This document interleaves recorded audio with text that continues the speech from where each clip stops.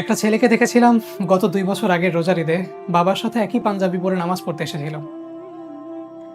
গত ঈদে দেখলাম ছেলেটা নামাজ শেষে বাবার কবর জিয়ারত করতে গিয়ে কবরকে জড়িয়ে ধরে কাঁদতে কাঁদতে বলতেছিল, তোমার জন্য কিছুই করতে পারলাম না বাবা, তোমার মর্মটা বুঝতে অনেক দেরি হয়ে গেল। পৃথিবীর সব থেকে নির্বোধ সেই ব্যক্তি যার বাবা মায়ের মর্ম বুঝতে দেরি হয়ে যায়, কারণ তাদেরকে সুখী করতে হয়তো অনেক টাকার প্রয়োজন, কিন্তু খুশি করতে জাস্ট ভালো ব্যবহারই যথেষ্ট। ২০২২ সালে জাস্ট ৩ মাসের জন্য ঢাকা এসেছিলাম অ্যাডমিশন কোচিং করতে। এটা ২০২৬ সাল। এখন ওরকম ভাবে আর বাড়ি ফেরা হয় না। অনেকদিন পরপর যখন বাড়িতে যাওয়া হয় তখন গোছানো বিছানার চাদর, গোছানো বালিশ, গোছানো আমার পড়ার টেবিল, এগুলো দেখে আমার খুবই আফসোস এবং হিংসা হয়। আমার চিরচেনা রুমের প্রত্যেকটা জিনিস আমাকে বাসার অতিথি ভাবায়।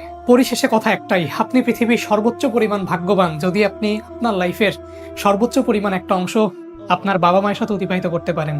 আর ঠিক তখন আপনি পৃথিবীর সব থেকে অসহায় ব্যক্তি যখন আপনি আপনার বাবার কবর জিয়ারত করে ঈদের দিন বাসায় গিয়ে বুক ভরা তীব্র যন্ত্রণা এবং কষ্ট নিয়ে পুরোটা দিন অতিবাহিত করবেন। সর্বোপরি আল্লাহ আমাদের সবার বাবা মাকে আমাদের সমপরিমাণ আয়ু প্রদান করুক, তাদেরকে সুস্থ রাখুক। তাদের কোনো কিছু নিয়ে আমাদের দরকার নেই, শুধুমাত্র মায়ের আঁচল এবং বাবার তীব্র শাসনের মধ্যে আমরা বেঁচে থাকতে চাই।